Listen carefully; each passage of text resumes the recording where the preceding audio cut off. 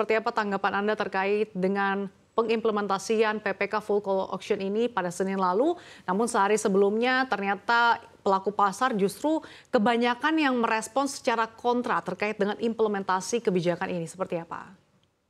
Ya, sebenarnya kan papan pemantauan khusus ini kenapa bisa ada itu kan sebetulnya gara-garanya ada banyak saham yang harganya mungkin di Rp50 gitu ya, tapi tidak pernah ada transaksi, nggak pernah ada bid offer juga gitu kan karena memang udah posisinya di 50 gitu. Nah, sebetulnya bursa itu kan ingin membantu supaya saham-saham ini masih bisa ditransaksikan gitu. Jadi intinya sih sebenarnya ke situ.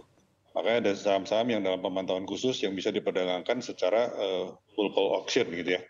Kalau dulunya mungkin perbedaannya adalah pada waktu hybrid itu hanya saham-saham yang nggak liquid aja, yang mungkin satu harinya di bawah 5 juta rupiah gitu ya, atau transaksinya di bawah 10.000 lembar saham per hari selama 6 bulan terakhir itu bisa melalui call auction gitu.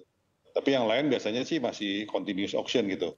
Nah, yang berbeda sekarang kan semuanya jadi call auction gitu ya. Nah, mungkin yang seperti disampaikan oleh Pak Irfan juga gitu, sebetulnya itu bukan ada bid offer sebetulnya. Kita bisa melihat dari IEP. IEP itu indikatif equilibrium price Ya. yang sebetulnya itu menunjukkan kelihatannya bisa di berapa nih, indikasinya harganya bakal terbentuk di berapa gitu. Begitu pula volumenya di IEV ya. Jadi sebetulnya itu mungkin orang belum begitu mengerti ya mekanismenya sehingga membuat orang ada yang kebingungan juga gitu.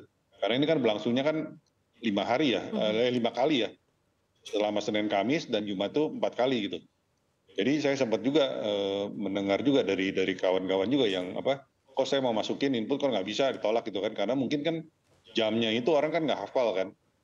Ya, transaksi itu kan dari jam 9, jam 10, tapi kan ada sekitar 5 menit terakhir dan 2 menit sebelumnya itu kan ada pembentukan harga dan transaksi gitu ya, yang membuat orang kan mungkin belum biasa gitu. Kalau mereka nginput pada saat itu mungkin ditolak jadinya gitu kan. Jadi sebetulnya lebih ke situ sih. Oke, baik Pak Surya. Jadi memang masyarakat ataupun pelaku pasar ini masih belum terbiasa dengan mekanisme ini. Dari Anda Reza, seperti Ya. apa tanggapan Anda terkait dengan penerapan full call auction? Bahkan banyak menuai kontra dari pelaku pasar. Sudah ada 2 saham yang bahkan sudah terjerembab di level Rp1, 10 saham yang berada di bawah sekitar Rp10 per saham. Dan kalau kita lihat juga tadi dikatakan bahwa pelaku pasar ini masih banyak yang belum terbiasa. Apakah Anda melihat ini justru tidak efektif? Ya, kalau kita perhatikan sebenarnya ini berdampak kedua sisi memang.